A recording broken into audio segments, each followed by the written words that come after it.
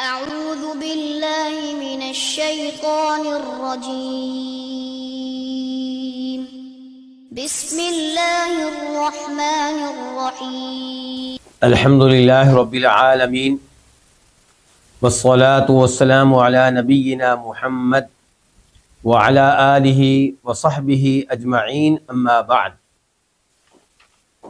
ماہ رمضان کے بعد ایک دفعہ پھر اللہ رب العزت نے مجھے اور آپ کو توفیق دی ہے کہ ہم حدیث سیکھنے کے لیے نبی علیہ الصلوۃ والسلام کی احادیث کا مطالعہ کرنے کے لیے جمع ہوں، اور یہ سب کچھ اللہ کی توفیق سے ہی ممکن ہوتا ہے۔ اس نعمت پہ اللہ کا شکر ادا کرنا چاہیے، مجھے بھی اور آپ کو بھی۔ اللہ کی توفیق نہ ہو تو میں اور آپ خیر کا کوئی کام نہیں کر سکتے۔ اللہ سے دعا کرتا ہوں کہ اللہ تعالیٰ رمضان میں کی گئی ہماری عبادات کو شرف قبولیت بخشے۔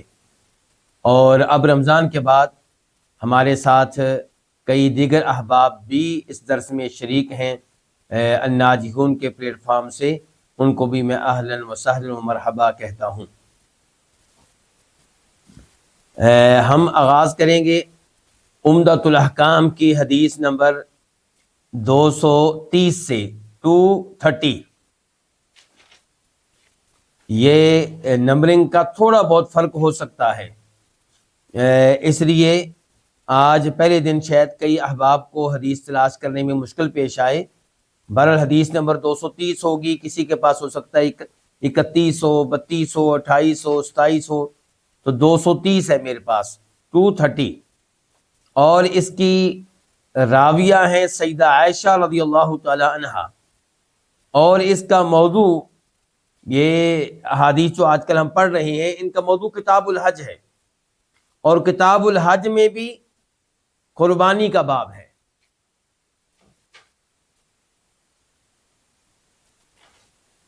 جی ام یوسف نے لکھا ہے 229، تو ہو سکتا ہے جی 229 حدیث نمبر نہیں ہے، وہ اس 229 کے نیچے کوئی حدیث نہیں ہے۔ یہ اچھی توجہ دلائی ہے ام یوسف نے، اور جو ایڈیشن میرے پاس ہے اس میں انہوں نے وضاحت کی ہے کہ اس کے نیچے کوئی نمبر کوئی حدیث نہیں ہے، لیکن انہوں نے نمبرنگ کو ویسے ہی چلنے دیا ہے تاکہ ایڈیشن کا کوئی آپس میں اختلاف وغیرہ نہ ہو۔ تو حدیث نمبر 230 ہی ہوگی 230، اور راوی بتا چکا ہوں کون ہے، سیدہ عائشہ رضی اللہ تعالی عنہا ام المؤمنین، مومنوں کی ماں، نبی علیہ الصلوۃ والسلام کی ازواج میں سے ایک۔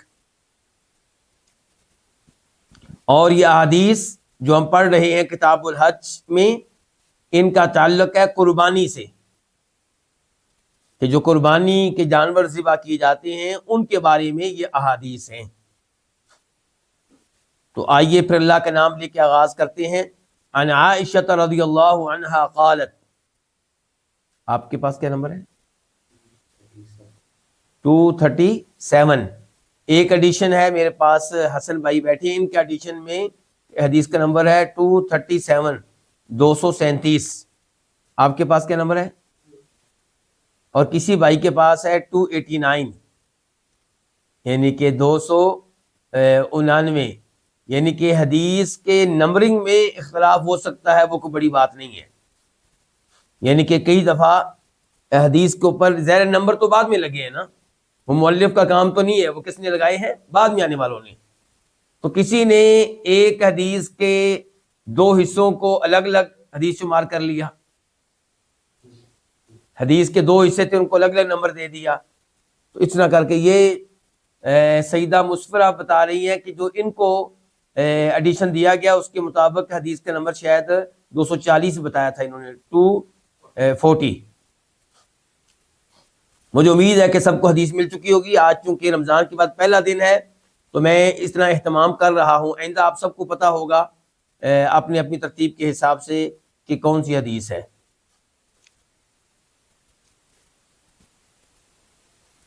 تو آغاز کرتے ہیں۔ عن عائشہ رضی اللہ عنہا، روایت ہے ام المؤمنین عائشہ رضی اللہ عنہا سے، قالت، انہوں نے کہا، فتلت، میں نے بٹے، میں نے بنائے،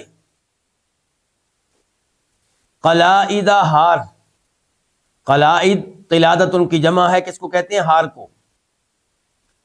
ہدی رسول اللہ صلی اللہ علیہ وسلم، نبی علیہ الصلوۃ والسلام کی قربانی کے جانوروں کے ہاتھ، فتلت میں نے بٹے بیدیا اپنے دونوں ہاتھوں کے ساتھ، یعنی کہ میں نے یہ ہار اپنے دونوں ہاتھوں کے ساتھ بنائے. ثم اشعرہا، پھر آپ نے قربانی کے ان جانوروں کو اشعار کیا. ان کا کیا کیا؟ اشعار کیا. اشعار یہ نشانی لگانے کو کہتے ہیں. اسی سے ہے نا ان الصفا والمروۃ من شعائر اللہ، کہ بے شک صفا مروہ پہاڑ اللہ کی نشانیوں میں سے ہیں. تو نشانی لگائی، کیا مطلب ہے اس کا؟ یعنی کہ ایسی نشانی لگائی جس سے لوگوں کو پتا چلے کہ یہ جانور اللہ کی راہ میں وقف ہو چکا ہے اور اس نے مکہ میں جا کے اللہ کی راہ میں ذبح ہونا ہے. کوئی اس کے اوپر قبضہ کرنے کی کوشش نہ کرے، کوئی اس کو نقصان پہنچانے کی کوشش نہ کرے، ہر ایک اس کا احترام کرے. تو یہ شعار کیسے کرتے تھے؟ اونٹ یا اونٹنی، اس کے اوپر کیا ہوتا ہے؟ کوہان. کوہان کی دائیں جانب برچھی مارتے یا چھری مارتے یا نیزہ مارتے ہلکا سا، جس سے زخم ہو جائے، خون نکلنا شروع ہو جائے. خون نکلنے سے وہ خون بکھر جاتا اور لوگ اپنے ہاتھوں سے بھی خون کو بکھیر دیتے جانور کے اوپر. اب دور سے لوگوں کو معلوم ہو جاتا کہ یہ عام جانور نہیں ہے، یہ عام اونٹ نہیں ہے، یہ عام اونٹنی نہیں ہے، بلکہ یہ وہ جانور ہے جو اللہ کی راہ میں وقف ہو چکا ہے اور ذبح ہونے جا رہا ہے. تو یہ ہے اشعار. اور ہار ڈالنے کا بھی یہی مقصد تھا. گلے میں ہار اور کوہان پہ زخم کر دیا گیا ہے اور اس کے خون کو اس کے جسم پہ مل دیا گیا ہے تاکہ پتہ چل جائے کہ یہ جانور اللہ کی راہ میں ہے اور اللہ کے لیے ہے. سیدہ عائشہ کہہ رہی ہیں کہ میں نے اچھا ایک لفظ کیا ہے؟ ہدی. ہدی ہدی کس کو کہتے ہیں؟ قربانی کے جانوروں کو. لیکن ایک لفظ ہوتا ہے اضحیہ، جس کی جمع ہوتی ہے اضاحی. اضحیہ جمع کیا ہوتی ہے؟ اضاحی. اس سے مراد قربانی کے وہ جانور ہیں جو عام قربانی پہ کیے جاتے ہیں عید کی مناسبت سے. اسی لیے ہم کیا کہتے ہیں؟ عید الاضحیٰ. اضحیٰ اضحیہ یعنی کہ قربانی والی عید. اور ایک لفظ ہدیٌ، اس کا استعمال ہوتا ہے قربانی کے ان جانوروں پہ جن کا تعلق ہے حج سے، عمرے سے یا مکہ میں ذبح کیے جانے سے. تو قربانی کا وہ جانور جو حج کی وجہ سے ذبح ہوگا، عمرے کی وجہ سے ذبح ہوگا، یا مکہ میں مدینہ سے بھیجا جائے گا، ریاض سے مدینہ میں بھیجا جائے گا تاکہ اس کو وہاں ذبح کیا جائے، اس کو کیا کہتے ہیں؟ ہدیٌ.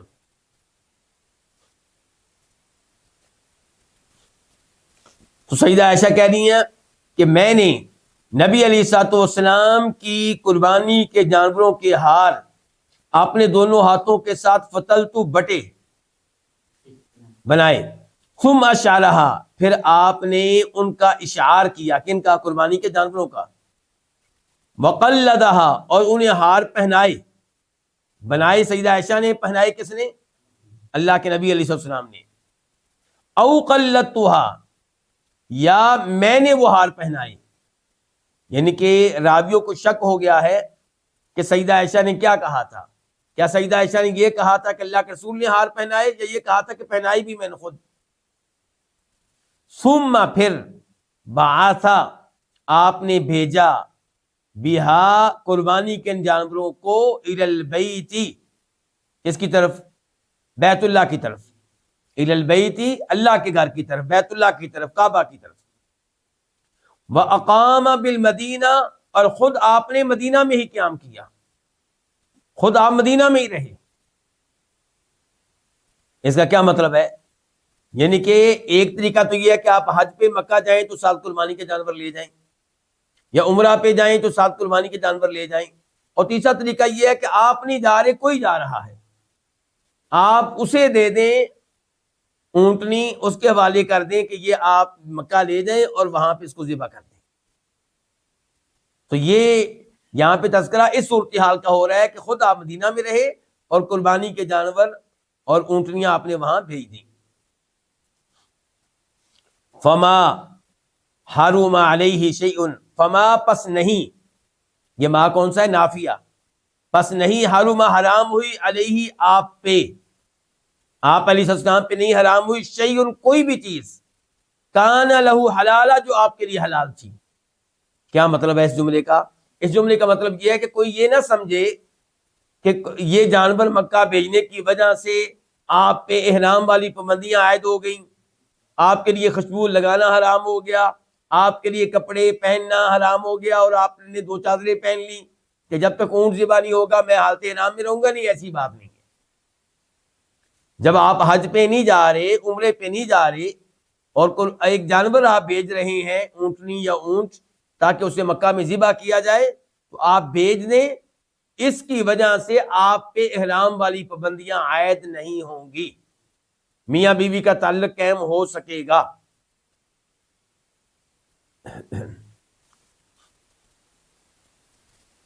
اس حدیث کو کس نے روایت کیا؟ امام بخاری نے. اور بخاری شریف میں اس کا نمبر کیا ہے؟ 1699 1699. اور اس حدیث کے اوپر امام بخاری نے باب کیا قائم کیا، عنوان کیا قائم کیا ہے؟ امام بخاری نے اس حدیث سے مسئلہ کیا اخذ کیا ہے؟ امام بخاری کہتے ہیں باب اشعار البدن، قربانی کے جانوروں کو اشعار کرنا، یعنی کہ ان کے کوہان پہ ہلکا سا زخم لگانا تاکہ خون جو ہے اس کے جسم پہ لگا دیا جائے، تو یہ جائز ہے، یہ درست ہے. امام بخاری نے یہ مسئلہ اسے ثابت کیا ہے. کہاں پہ؟ جب وہ اس حدیث کو لے کر آئے ہیں 1699 کے طور پہ، 1699 کے طور پہ. اور امام بخاری جیسا کہ آپ کو کئی دفعہ بتایا جا چکا ہے، ایک حدیث کو 1 سے زائد بار بھی صحیح بخاری میں لے کر آتے ہیں. کیوں؟ کیونکہ صحیح بخاری یہ صرف حدیث کی کتاب نہیں ہے، یہ حدیث اور فقہ کی کتاب ہے. امام بخاری نے حدیثیں بھی جمع کی ہیں اور اس حدیث سے مسائل بھی اخذ کیے ہیں. تو ایک حدیث میں مثال کے طور پہ تذکرہ ہے حج کا، اسی حدیث میں تذکرہ ہے روزوں کا، اسی حدیث میں تذکرہ ہے نماز کا، اسی حدیث میں تذکرہ ہے زکوٰۃ کا، تو ممکن ہے امام بخاری اس حدیث کو صحیح بخاری میں 4 بار لے کر آئیں. ایک دفعہ اس سے مسئلہ اخذ کریں گے، لیں گے جس کا تعلق ہوگا نماز سے، اور ایک دفعہ مسئلہ اس سے اخذ کریں گے جس کا تعلق ہوگا حج سے، اور ایک دفعہ مسئلہ اخذ کریں گے جس کا تعلق ہوگا زکوٰۃ سے، اسی انداز سے. تو اب اس حدیث کو امام بخاری دوسری بار پھر لے کر آئے. نمبر کیا تھا؟ 1696 1696. اور اس بار امام بخاری نے باب کیا قائم کیا ہے؟ باب من اشعر وقلد بذی الحلیفۃ ثم احرم. یہ باب ہے اس شخص کے بارے میں، من اشعر، جس نے قربانی کے جانوروں کا اشعار کیا، یعنی کہ ان پہ ہلکا سا زخم لگایا، وقلد، اور انہیں ہار پہنایا، کہاں پہنچ کر؟ بذی الحلیفہ، میقات ذی الحلیفہ پہ پہنچ کر، یعنی کہ مدینہ میں اپنے گھر میں نہیں بلکہ کہاں پہنچ کر؟ میقات ذی الحلیفہ پہ پہنچ کر. ثم احرم، پھر اس نے احرام بھی باندھا. یعنی کہ اس حدیث میں احرام باندھنے کی بات تو نہیں آئی جو حدیث ہمارے سامنے ہے، لیکن امام بخاری ایک باب کے نیچے کئی حدیثیں لے کر آتے ہیں. تو اگر کوئی حج پہ جا رہا ہے، عمرہ پہ جا رہا ہے، تو اس کے لیے کیا طریقہ ہے کہ وہ میقات پہ پہنچ کے اشعار لگائے، وہاں پہ ہار پہنائے، اور پھر وہ احرام کی نیت کرے، حج عمرے میں داخل ہو جائے. اس حدیث کو امام مسلم نے بھی روایت کیا ہے. وہاں پہ اس کا نمبر کیا؟ 1321 1321. اچھا، لفظ القلائد اوپر آپ پڑھ چکے ہیں، اس کی وضاحت میں پہلے بھی کر چکا ہوں کہ کس کی جمع ہے؟ قلادہ کی. قلادہ ہار، یعنی کہ ہر اس چیز کو کہا جائے گا جس کو جس کے ساتھ گردن کا گھراؤ کیا جائے. اور یہ ہار کس کے ہوتے تھے؟ کبھی دھاگے کے اور کبھی لوہے کی چیز کے. اور یہ ہار عام طور پہ اس چیز کے ہوتے تھے قربانی کے جانوروں کے لیے. پہلے تو عام بتا دیا گیا ہمیں کہ قلادہ کہتے کس کو ہیں؟ تو کیا بتایا گیا کہ وہ دھاگے کا ہوگا یا لوہے کا؟ پھر بتایا گیا کہ جو قربانی کے جانور ہیں ان کو جو ہار پہنایا جاتا تھا وہ کس چیز کا ہوتا تھا؟ وہ ذرا انوکھا ہوتا تھا تاکہ لوگوں کو پتا چلے کہ نہیں یہ عام جانور نہیں ہے. تو وہ ہار کس کا ہوتا تھا؟ یا تو جوتے کا، جوتا اس کے گلے میں ڈال دیتے، یا وہ ہوتا تھا مشکیزے کا، مشکیزے کا چمڑا اس کے گلے میں ڈال دیتے. اس قسم کی کوئی انوکھی چیز اس کے گلے میں ڈال دیتے.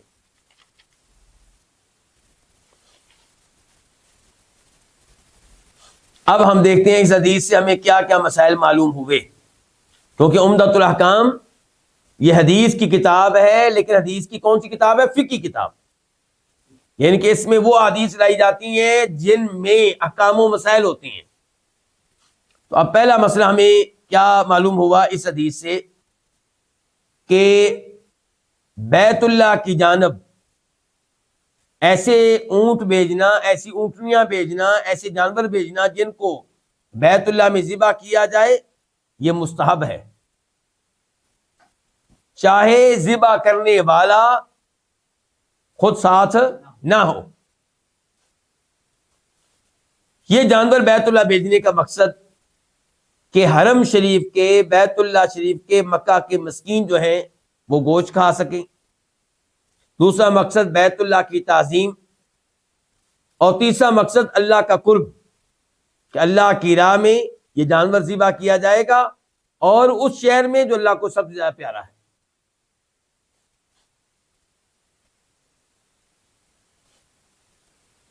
دوسرا مسئلہ جو ہمیں معلوم ہوا اس حدیث سے وہ یہ ہے کہ جو جانور حج کرنے والا اپنے ساتھ مکہ لے کر جا رہا ہے، یا عمرہ کرنے والا اپنے ساتھ لے کر جا رہا ہے، یا جو آپ کسی جانے والے کے ہاتھ میں مکہ بھیج رہے ہیں، اس کا اشعار کرنا مستحب ہے، اور اسے ہار پہنانا جوتوں کا یا مشکیدے وغیرہ کا یہ بھی مستحب ہے، تاکہ لوگوں کو پتا چلے کہ یہ جانور مکہ جا رہا ہے تو وہ اس کا احترام کریں اور اس سے چھیڑ چھاڑ نہ کریں.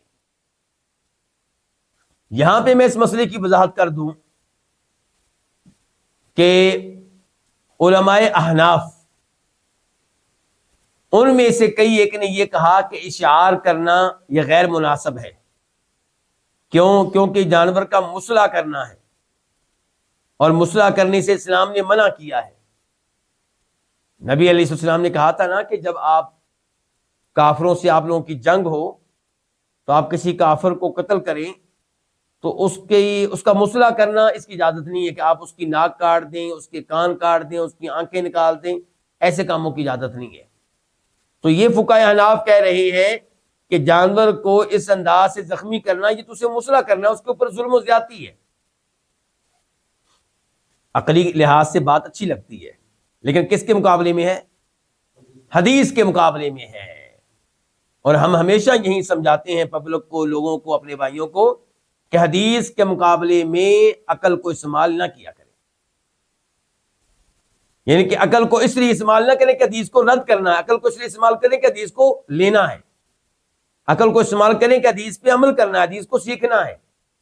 اس لیے عقل کو استعمال نہ کریں کہ ہم نے حدیث کا مقابلہ کرنا ہے.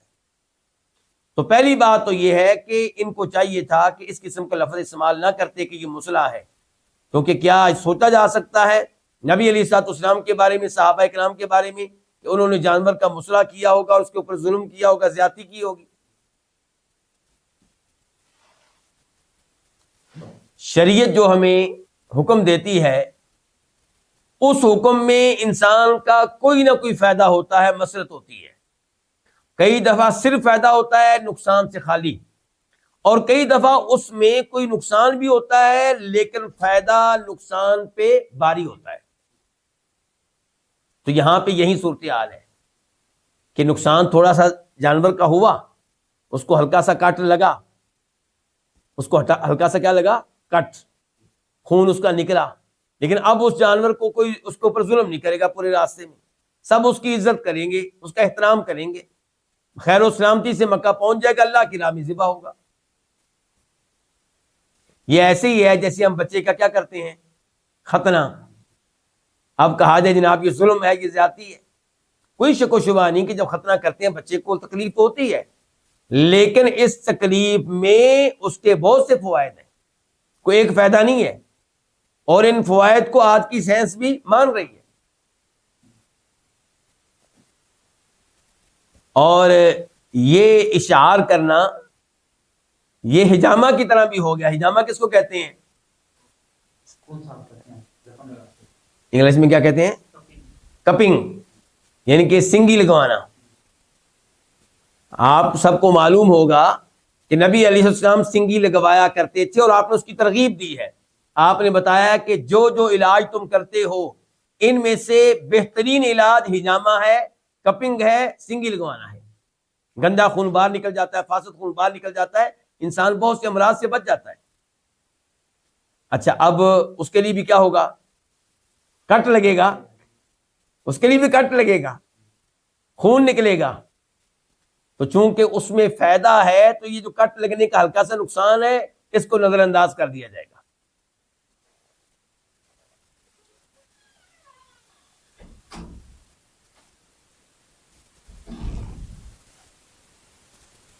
اس حدیث سے تیسرا مسئلہ یہ معلوم ہوا کہ جو شخص حج عمرے پہ نہیں جا رہا، جانور مکہ بھیج رہا ہے تاکہ اس کو وہاں پہ ذبح کیا جائے، تو وہ اس طرح محرم نہیں ہو جائے گا، اس کے اوپر احرام کی پابندیاں عائد نہیں ہوں گی۔ احرام کی پابندیاں اس پہ عائد ہوں گی جو حج عمرے کی نیت سے حج عمرے میں داخل ہو جائے۔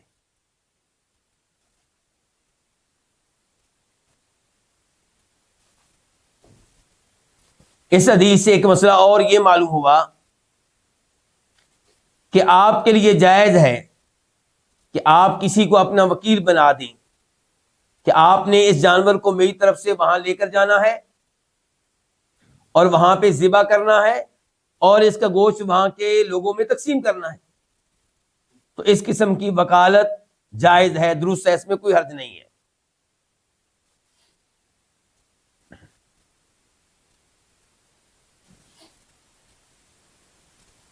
اب ہم آتے ہیں حدیث نمبر 231 کی طرف، 231۔ عن عائشہ رضی اللہ عنہا قالت، ام المؤمنین سیدہ عائشہ رضی اللہ عنہ سے روایت ہے، قالت، انہوں نے کہا، عہد النبی صلی اللہ علیہ وسلم مرتن غنما،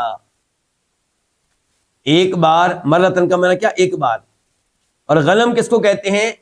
یہ لفظ جو ہے بھیڑوں اور بکریوں پہ بولا جاتا ہے۔ تو نبی علیہ الصلوۃ والسلام نے ایک بار مکہ میں بھیڑوں اور بکریوں کو بھیجا۔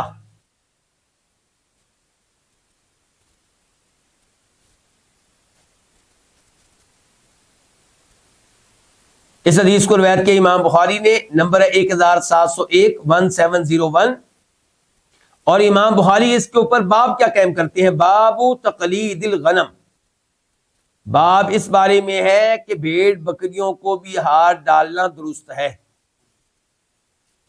تو بھیڑ بکریوں کو آپ نے بھیجا اور ان کو آپ نے کیا ڈالے تھے؟ ہار ڈالے تھے، اور اس میں اشارہ ہے کہ ان کا اشعار نہیں کیا گیا۔ کیوں؟ کیونکہ بھیڑ بکری کو آپ کاٹ لگائیں گے تو کمزور جانور ہے، تو ہو سکتا ہے ویسے ہی ختم ہو جائے، ویسے ہی مر جائے۔ تو بھیڑ بکریاں جب آپ نے بھیجی تو ان کا اشعار نہیں کیا، لیکن ہار ان کو پہنائے۔ اور اس حدیث کو امام مسلم نے بھی روایت کیا ہے، نمبر ہے 1321 1321۔ اس حدیث سے کیا کیا مسائل معلوم ہوئے؟ نمبر 1، یہ پتا چلا کہ اونٹوں اور اونٹنیوں کے ساتھ ساتھ بھیڑ بکریوں کو بھی بیت اللہ بھیجنا جائز ہے تاکہ ان کو وہاں ذبح کیا جا سکے۔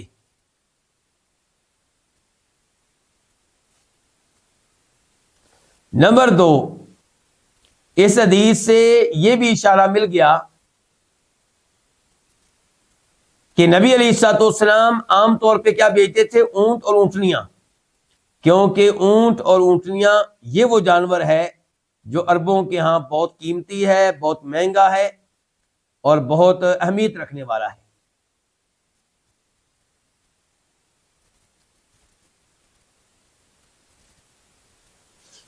اب ہم آتے ہیں حدیث نمبر 232 کی طرف، 232۔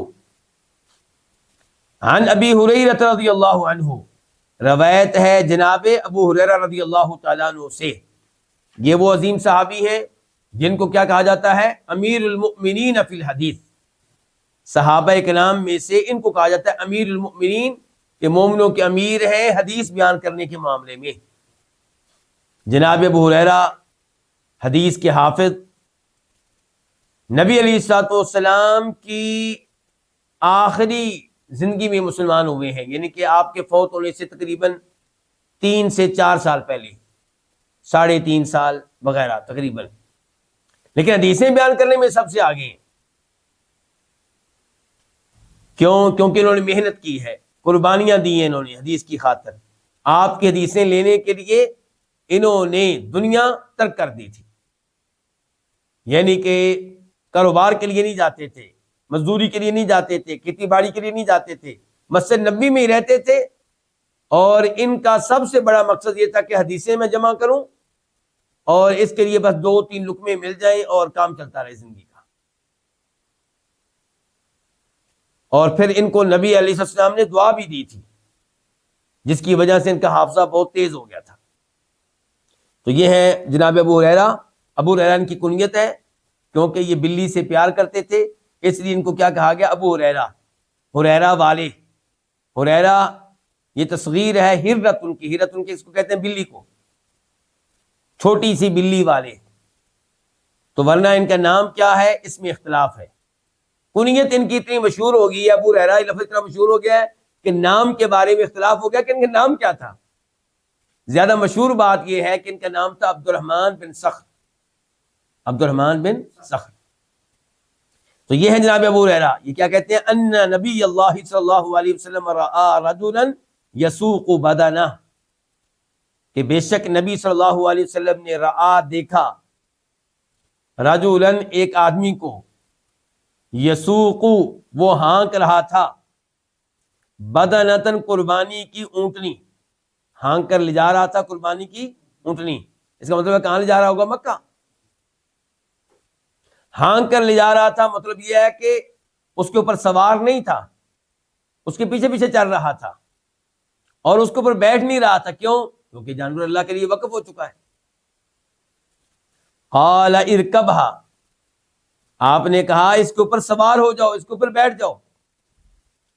قال، تو وہ کہنے لگا، انہا بدنتن، کہ بے شک یہ بدنہ ہے، یعنی کہ یہ قربانی کا جانور ہے۔ بدنہ اسی سے ہوتا ہے نا بدن، تو عام طور پہ لفظ استعمال ہوتا ہے اونٹنی کے اوپر، اونٹ کے اوپر، کیونکہ ان کا جسم، ان کا بدن بڑا ہوتا ہے۔ لیکن اس کا استعمال بہرحال گائے اور بیل کے اوپر بھی کیا گیا ہے۔ وہ گائے اور بیل جس کو ذبح ہونے کے لیے کہاں بھیجا جا رہا ہو؟ مکہ میں بھیجا جا رہا ہو، یا نہ بھی بھیجا جا رہا ہو، کیونکہ یہ بدنہ ہے، یہ وہ ہدیوں والا لفظ نہیں ہے۔ لیکن اس کا استعمال بھیڑ بکری کے اوپر نہیں ہوتا، کس کا؟ بدنہ کا۔ جی ہاں، اچھا۔ قال ارکبھا، آپ نے کہا اس کے اوپر سوار ہو جاؤ، دوبارہ کہا آپ نے۔ اس نے وضاحت پیش کی کہ قربانی کے جانور ہے، میں اس لیے ان کے نہیں بیٹھ رہا، تو آپ نے پھر کیا کہا؟ بیٹھ جاؤ، سوار ہو جاؤ۔ حدیث کے راوی کون ہے؟ ابو ہریرہ رضی اللہ تعالیٰ عنہ۔ فرأیتہ، وہ کہتے ہیں میں نے اس آدمی کو دیکھا، راکبھا، اس حال میں کہ وہ اس پہ سوار تھا، یعنی کہ پہلے سوار نہیں تھا، آپ نے حکم دیا تو پھر وہ سوار ہو گیا، بیٹھ گیا۔ یسایر النبی صلی اللہ علیہ وسلم، وہ نبی علیہ الصلوۃ والسلام کے ساتھ ساتھ چل رہا تھا، یعنی کہ اب وہ چل رہا تھا اپنی اونٹنی کے اوپر بیٹھ کر، ان کی اونٹنی چل رہی تھی اور وہ رفتار کے لحاظ سے آپ کے ساتھ ساتھ جا رہا تھا۔ وَالنَّعْلُ فِي عُنُقِهَا، اور جوتا اس کی گردن میں تھا۔ کیا مطلب؟ یعنی کہ جوتے کا ہار اس کی گردن میں تھا۔ اس حدیث کو روایت کیا امام بخاری رحمہ اللہ نے، اور بخاری شریف میں اس کا نمبر ہے 1706 1706، اور اس کے اوپر امام بخاری نے باب کیا قائم کیا ہے؟ باب تقلید النعلی، جوتے کا ہار پہنانا جانور کو، اس کا کیا حکم ہے؟ تو امام بخاری نے ثابت کیا کہ یہ درست ہے۔ پھر امام بخاری اس کو ایک اور بار بھی لے کر آئے ہیں بخاری شریف میں، نمبر ہے 1699 1689، اور باب قائم کیا امام بخاری نے باب رکوب البدنی، قربانی کی اونٹنیوں پہ سوار ہونا، یعنی کہ جائز ہے۔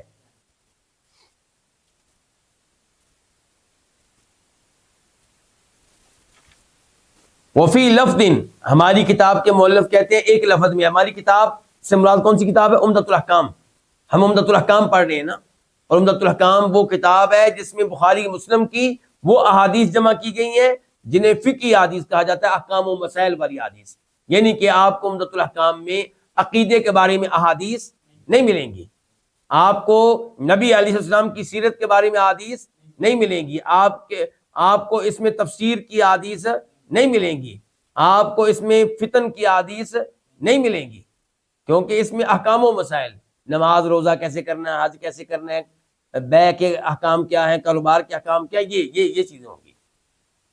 تو ہماری کتاب ہے عمدۃ الاحکام۔ عمدۃ الاحکام کے مؤلف کون ہیں؟ امام عبد الغنی المقدسی۔ تو وہ کہہ رہے ہیں وفی لفظ، اور ایک لفظ میں ہے، یعنی کہ اس حدیث کے کچھ الفاظ میں یوں ہے کہ قال فی الثانیۃ فی الثالثہ، کہ آپ علیہ الصلوۃ والسلام نے دوسری یا تیسری بار کہا۔ دوسری تیسری بار کیا مطلب؟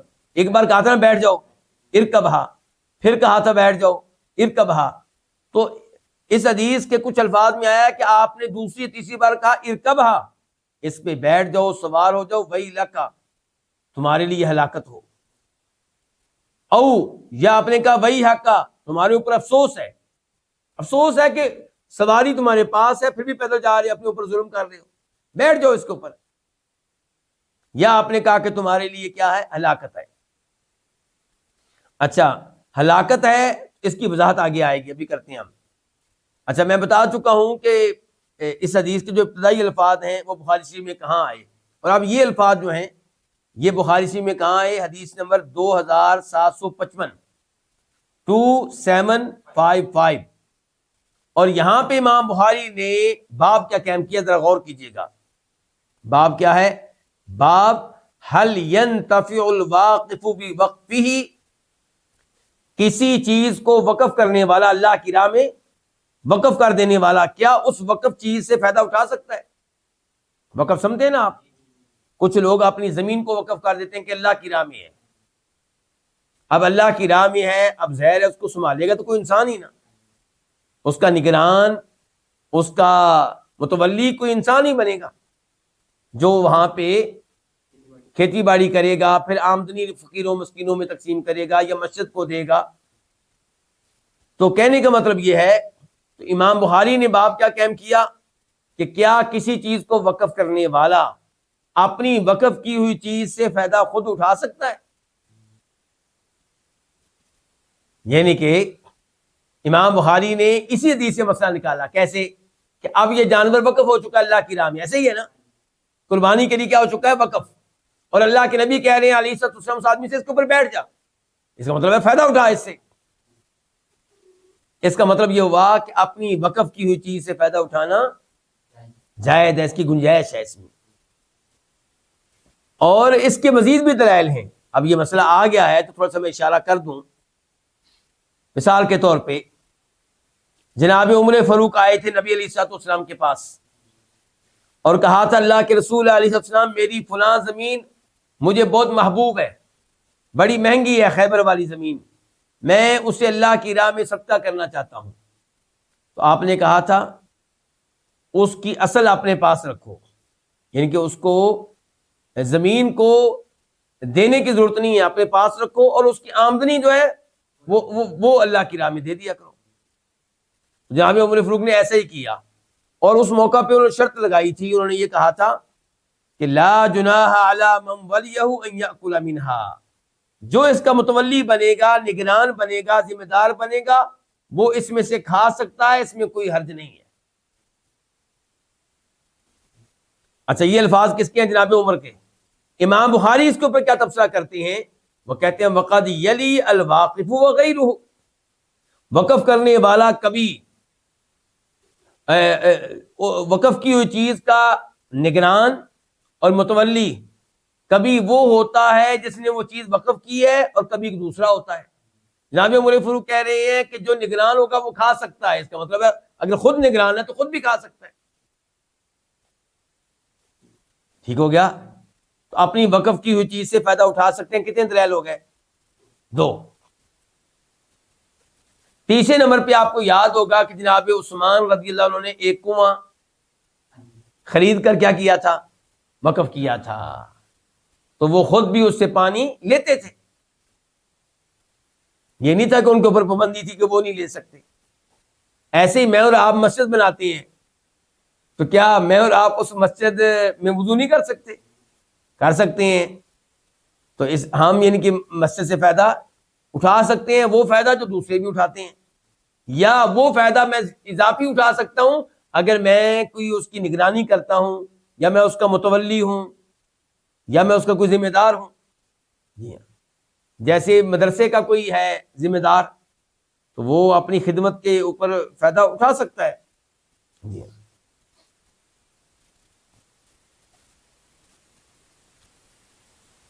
اس حدیث کو امام مسلم نے بھی روایت کیا ہے، اور نمبر ہے 1322 1322۔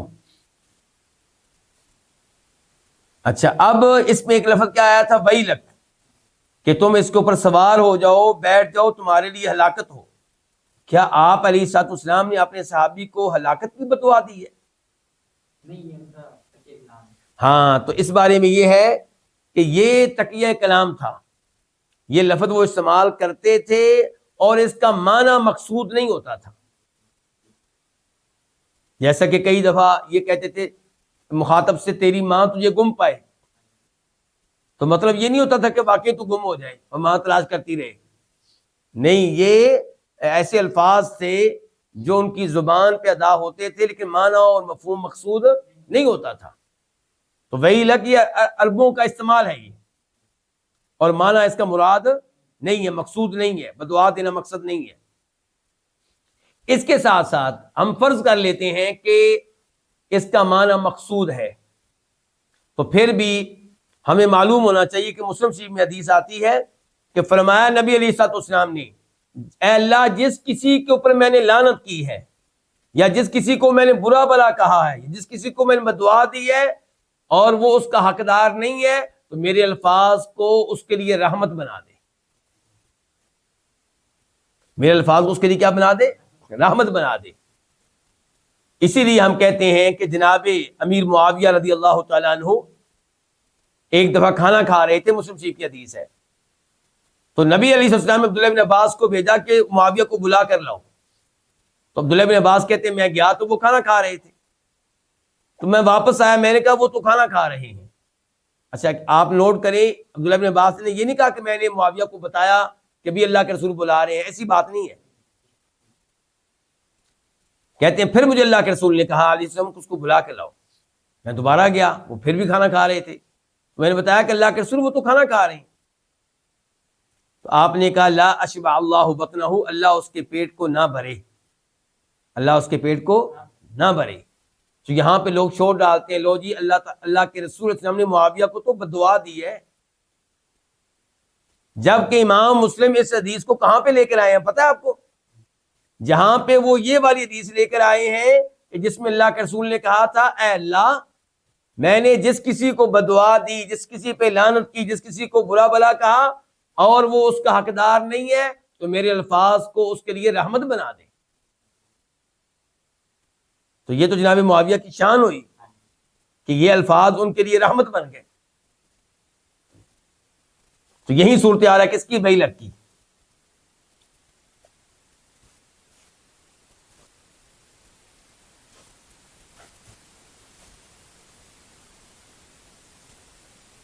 اس حدیث سے کیا کیا مسائل معلوم ہوئے؟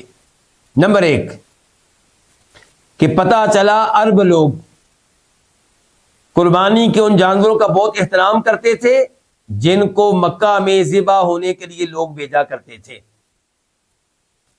اسی لیے وہ لوگ نشان لگا دیتے تھے تاکہ عربوں کو پتہ چل جائے یہ قربانی کا جانور ہے، اور پھر ان کو یقین ہوتا تھا کہ اب اس کو کوئی چھیڑے گا نہیں، اس پہ کوئی قبضہ نہیں کرے گا۔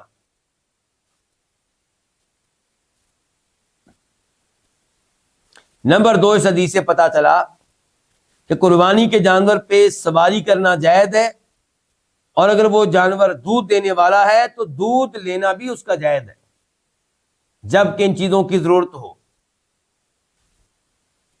اور یہ مسئلہ اس حدیث سے بھی معلوم ہو رہا ہے، قرآن کریم کی ایک آیت سے بھی معلوم ہو رہا ہے، سورہ حج آیت نمبر 36 اللہ تعالیٰ فرماتے ہیں وَالْبُدْنَ جَعَلْنَاهَا لَكُمْ مِنْ شَعَائِرِ اللَّهِ لَكُمْ فِيهَا خَيْرٌ، کہ قربانی کے جانور ہم نے انہیں تمہارے لیے بنایا ہے اللہ کی نشانیوں میں سے، تمہارے لیے ان میں بڑی خیر ہے۔ تمہارے لیے قربانی کے جانوروں میں کیا بڑی خیر ہے، بڑے فائدے۔ ان فوائد میں سے کیا ہے کہ آپ ان کے اوپر سوار ہو سکتے ہیں، دودھ آپ ان کا لے سکتے ہیں۔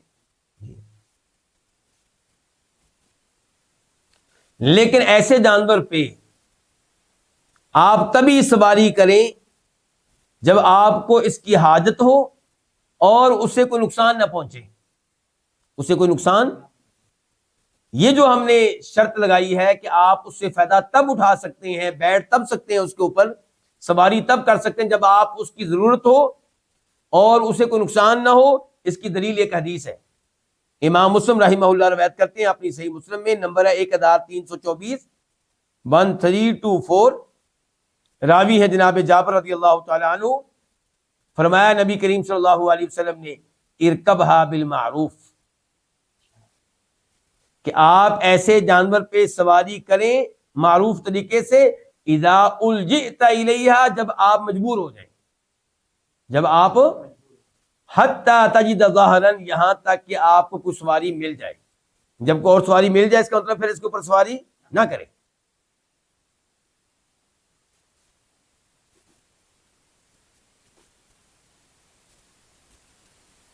چلیں یہ آگے حدیث نمبر ہے ہماری 233 اور اس کے راوی ہے امیر المؤمنین جناب علی بن ابو طالب رضی اللہ تعالیٰ عنہ۔ علی کون ہیں؟ ہمارے چوتھے خلیفہ راشد۔ علی کون ہیں؟ نبی علیہ الصلوۃ والسلام کے چچا کے بیٹے۔ کون سے چچا کے بیٹے؟ ابو طالب، وہی ابو طالب جو نبی علیہ الصلوۃ والسلام کا ساتھ دیتے رہے، آپ کا دفاع کرتے رہے، آپ کی مدد کرتے رہے۔ یہ جو ابو طالب ہیں ان کے بیٹے ہیں جناب علی، اور جناب علی آل بیت میں سے ہیں۔ کیوں آل بیت میں سے ہیں؟ ہاں، اس لیے نہیں کہ آپ کے داماد ہیں، بلکہ آل بیت میں سے اس لیے ہیں کہ آپ کے چچا کے بیٹے ہیں، اور نبی علیہ الصلوۃ والسلام کے مسلمان چچا آل بیت میں سے ہیں، اور آپ کے چچاؤں کی مسلمان اولاد بھی آل بیت میں سے ہے۔ اسی لیے آپ کے چچا عباس آل بیت میں سے ہیں، اور وہ لوگ جو اپنے آپ کو عباسی کہتے ہیں، اگر وہ عباسی اس لیے کہتے ہیں کہ وہ نسبت کرتے ہیں نبی علیہ السلام کے چچا عباس کی طرف، تو پھر وہ بھی آل بیت میں سے ہیں۔ تو یہ ہے جناب علی، اور جناب علی سے ہم سب محبت کرتے ہیں، صحابی بھی ہیں، آل بیت میں سے بھی ہیں۔ اور پھر یہ وہ علی ہیں جن کے بارے میں فرمایا تھا نبی کریم صلی اللہ علیہ وسلم نے کہ جناب علی سے محبت کرنا ایمان کی علامت ہے، اور ان سے بغض رکھنا منافقت کی علامت ہے۔ تو جناب علی سے روایت ہے، قال، وہ کہتے ہیں، امرانی، مجھے حکم دیا، ان نبی، کس نے؟ نبی صلی اللہ علیہ وسلم نے کیا حکم دیا؟ ان اقوم علی بدنہ، کہ میں آپ کے قربانی کے جانوروں کی نگرانی کروں۔ آپ کے قربانی کے جانور کتنے تھے جب آپ نے حج کیا؟ جانتے ہیں آپ لوگ؟ 100 اونٹ تھے۔ تو جناب علی کو آپ نے نگران مقرر کیا کہ یہ ذبح ہو رہے ہیں، ان کا گوشت بنانا ہے، کھالیں اتارنی ہے، تو وہ ظاہر ہے وہ قصاب کام کر رہے ہیں، نگرانی کون کریں گے؟ جناب علی. البتہ ان میں سے 63 کے قریب 63 یہ ذبح کیے تھے اپنے ہاتھوں سے اللہ کے نبی علیہ السلام نے، اور باقی جناب علی نے ذبح کیے تھے.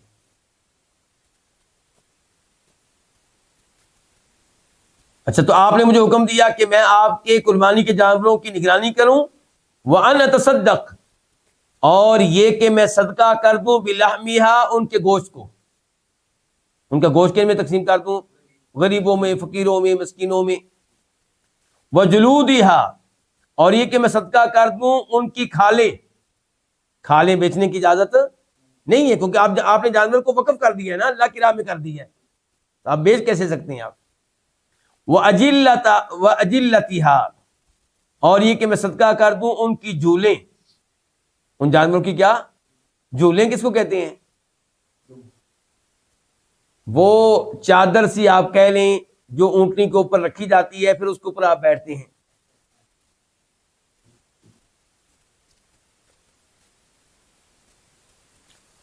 اچھا، وَأَلَّا أُعْطِيَ الْجَزَّارَ مِنْهَا شَيْئًا، اور یہ کہ یعنی کہ آپ کے احکام، اور آپ نے مجھے یہ بھی حکم دیا ان یہ کہ لا اوتی، میں نہ دوں الجزار قصاب کو، کسائی کو، منہا ان اونٹوں میں سے، ان چیزوں میں سے، شیئن کچھ بھی. وقال، اور کہا، نحنو ہم، نوتی اس کو دیں گے، کس کو؟ قصاب کو، کسائی کو، من عندنا اپنی طرف سے. یعنی کہ گوشت بطور قیمت ادا نہیں کیا جائے گا. اس حدیث کو روایت کے امام بخاری رحمہ اللہ نے، نمبر ہے 1717 1717، اور امام بخاری نے اس کے اوپر باب کیا قائم کیا ہے؟ باب یتصدق بجلود الہدی، قربانی کے جانوروں کی کھالیں ان کو صدقہ کیا جائے گا، یعنی کہ بیچا نہیں جائے گا. پھر امام بخاری اس حدیث کو لے کر آئے دوبارہ 1718 1718. اب کیا مسئلہ نکالا امام بخاری نے اس حدیث سے؟ کیا مسئلہ اخذ کیا؟ باب یتصدق بجلال البدن، قربانی کے اونٹوں کی جو جھولیں ہیں ان کو بھی صدقہ کر دیا جائے گا. پھر امام بخاری لے کر آئے اس حدیث کو، نمبر ہے 1716 1716، اور امام بخاری نے مسئلہ کیا اخذ کیا؟ باب لا يعطى الجزار من الهدي شيئا، کہ قصاب کو قربانی کے جانوروں میں سے کچھ بھی نہیں دیا جائے گا. تو امام بخاری نے ہر بار حدیث سے نئی چیز اخذ کی ہے، نیا مسئلہ اخذ کیا ہے. امام بخاری کی حدیث کو کئی بار لے کر آتے ہیں، لیکن ہر بار اس سے نیا مسئلہ اخذ کرتے ہیں، نیا فائدہ اس میں ہوتا ہے کوئی نہ کوئی، یا سند سے تعلق رکھنے والا یا متن سے تعلق رکھنے والا. اور اس حدیث کو امام مسلم بھی روایت کرتے ہیں، نمبر ہے 1317 1317. اس حدیث میں ایک لفظ آیا ہے جلود، جلود جمع ہے جلد، ان کی جلد کس کو کہتے ہیں؟ کھال کو. اور ایک لفظ آیا ہے اجلہ، اجلتیہا، تو اجلہ جو ہے یہ جلن کی جمع ہے، اور جلن کے بارے میں بتا چکا ہوں کہ اونٹ یا اونٹنی کے اوپر جو چادر وغیرہ بچھائی جاتی ہے اس کو کہتے ہیں.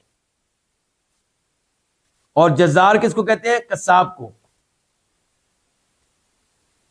اب اس حدیث سے کیا کیا مسائل اخذ ہوئے؟ نمبر 1،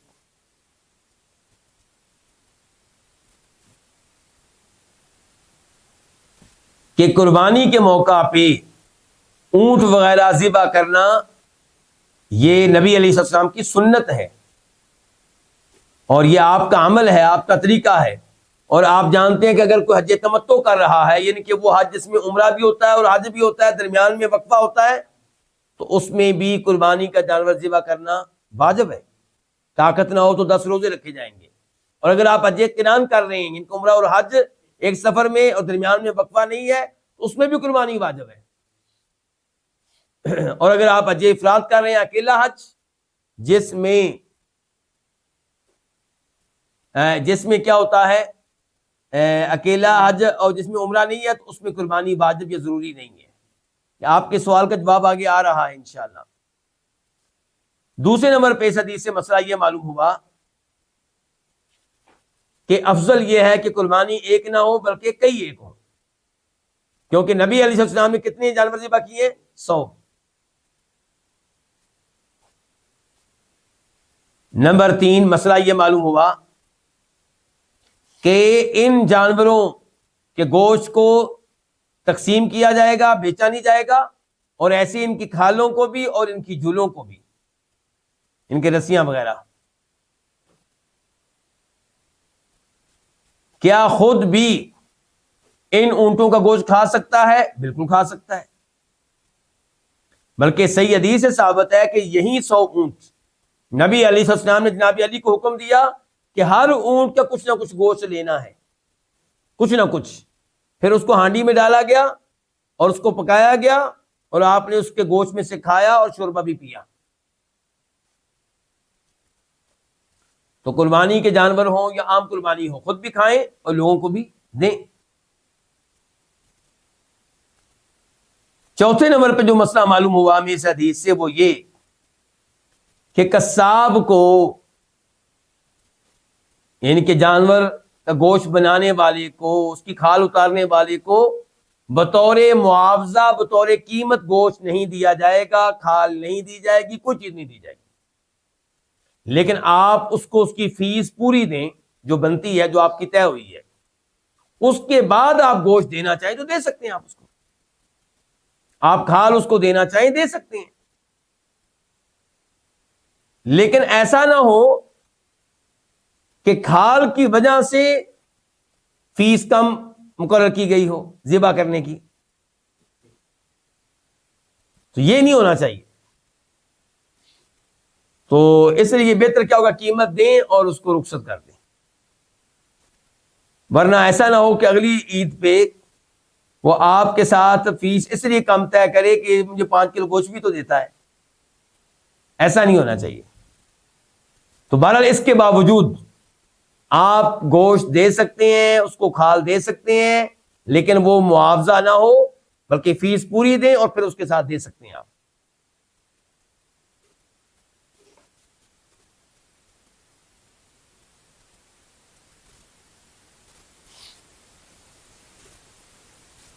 یہاں پہ یہ بھی مسئلہ واضح ہوا کہ قربانی کا گوشت بیچنا جائز نہیں ہے، اسی لیے تو کہہ رہے ہیں کہ قصاب کو نہیں دینا۔ لیکن سوال یہ پیدا ہوگا کہ قربانی کا جانور آپ نے ذبح کیا اور آپ نے مجھے گوشت بھیجا، آپ تو اس کو نہیں بیچ سکتے تھے، کیا میں بیچ سکتا ہوں؟ جی ہاں، میں بیچ سکتا ہوں، کیونکہ آپ نے اس جانور کو اللہ کی راہ میں وقف کر دیا تھا، آپ نہیں بیچ سکتے۔ آپ نے وہ گوشت مجھے بطور ہدیہ دیا ہے، میں اس کا مالک ہو گیا ہوں، میں بیچنا چاہوں تو بیچ سکتا ہوں۔ آپ نے کھال مجھے دے دی فری میں، میں اب اس کو بیچنا چاہوں تو میں بیچ سکتا ہوں، آپ نہیں بیچ سکتے۔ آج کے درس کی آخری حدیث، حدیث نمبر 234 234، راوی ہیں زیاد بن جبیر الثقفی البصری۔ وہ کہتے ہیں رأیت ابن عمر، میں نے دیکھا عمر کے بیٹے کو۔ کون؟ عبداللہ بن عمر۔ ابن عمر کہا جائے تو اس سے مراد جناب عمر فاروق کے بیٹوں میں سے کون سا بیٹا ہوتا ہے؟ عبداللہ، جو بہت بڑے صحابی ہیں۔ تو کہتے ہیں رأیت ابن عمر، میں نے دیکھا عبداللہ بن عمر کو، قد اتی علی رجل، وہ ایک ایسے شخص کے پاس آئے، ایک ایسے شخص کے پاس سے گزرے، قد اناخ بدنتہ، جس نے اپنی قربانی کے جانور کو، قربانی کی اونٹنی کو، قربانی کے اونٹ کو بٹھایا ہوا تھا، ینہرھا، اسے نہر کر رہا تھا۔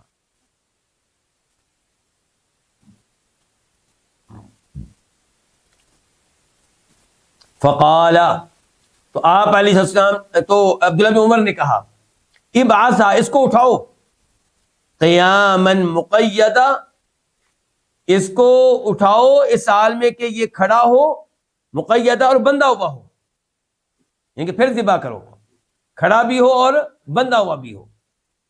بندھا ہوا ہو اس کی مزید وضاحت ابھی کرتے ہیں۔ کہا سنت محمد صلی اللہ علیہ وسلم، نبی علیہ الصلوۃ والسلام کے طریقے کو اپناؤ، یعنی کہ آپ کا طریقہ پھر کیا تھا کہ جانور بندھا ہوا ہو اور کھڑا ہو۔ اچھا بندھا ہوا کیسے ہو، اس کی وضاحت ابو داؤد شریف کی ایک حدیث میں آتی ہے اس کا نمبر ہے 1767 1767. راوی ہیں جناب جابر رضی اللہ تعالیٰ عنہ کہ نبی علیہ الصلوۃ والسلام اور آپ کے اصحاب کانوا ینحرون البدنہ، وہ قربانی کے اونٹ کو نہر کیا کرتے تھے معقولۃ الیسری، بائیں ٹانگ بندی ہوتی تھی، قائمۃ علی ما بقی من قوائمها، باقی 3 ٹانگوں پہ وہ کھڑا ہوتا تھا. ٹھیک ہے، یعنی کہ اگلی بائیں ٹانگ وہ کیا ہوگی؟ بندی ہوگی، باقی 3 پہ وہ کیا ہوگا؟ کھڑا ہوگا. یہ ابو داؤد شریف سے پتہ چل گیا. اچھا، ہماری یہ حدیث بھی جس کا میں ترجمہ کیا ہے یہ بخاری شریف میں آئی ہے اور اس کا نمبر ہے 1713 1713. امام بخاری نے باب کیا قائم کیا اس کے اوپر؟ باب نحر الابل مقیدہ، کہ اونٹ کو نہر کیا جائے گا باندھ کر. نہر کی وضاحت ابھی میں کرتا ہوں. اور مسلم شریف میں یہ حدیث آئی ہے، نمبر ہے 1320 1320.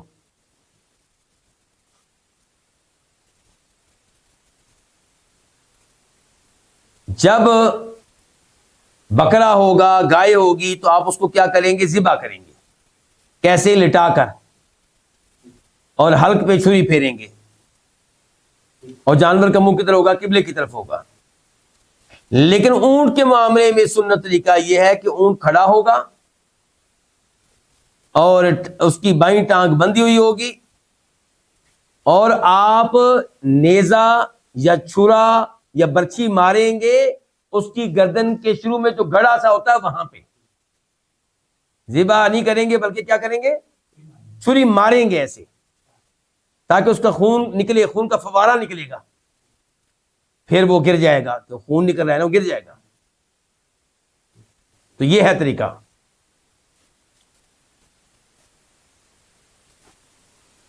تو آئیے دیکھتے ہیں اس حدیث سے کیا کیا مسائل معلوم ہوئے. نمبر 1 کہ نبی علیہ السلام کا طریقہ یہ ہے کہ اونٹ کو کھڑا کر کے باندھ کر نہر کیا جائے، اور یہ اس کے ساتھ احسان ہے. کس کے ساتھ؟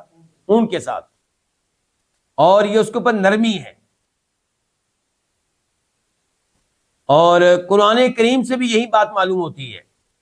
چنانچہ امام بخاری کہتے ہیں عبداللہ بن عباس سے روایت کرتے ہوئے کہ اللہ نے کہا ہے قرآن کریم میں فَاذْكُرُوا اسْمَ اللَّهِ عَلَيْهَا صَوَافٍ، کہ قربانی کے جانور جو ہیں ان کے اوپر اللہ کا نام لو، کہ تکبیر پڑھو، بسم اللہ اللہ اکبر، صواف، جبکہ وہ کھڑے ہوں.